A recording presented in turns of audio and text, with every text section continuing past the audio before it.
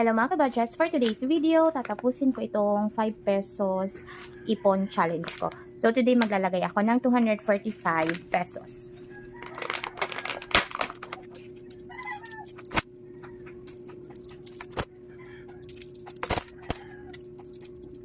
$10, $20, $30, $45.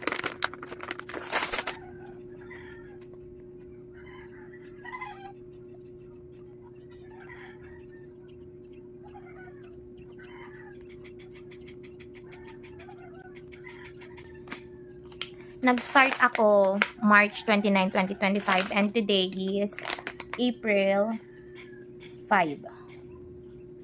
And ang nasave ko is 750. Ang nilagay ko lang dito is 745 kasi may binigay si seller na 5 pesos. So ito na siya guys. Ayan, kung titingnan nyo, sobrang ano nyo, sobrang ganda. Kaya lang nung tininan ko sa basket ko, wala na siya, out of stock na siya. Hindi ko alam kung kailan i-restock si seller. At ang next kong gagawin is itong 10 pesos edition. Pag natapos ko naman to, ang may ipon ko naman is 1,500. So, ayun na guys.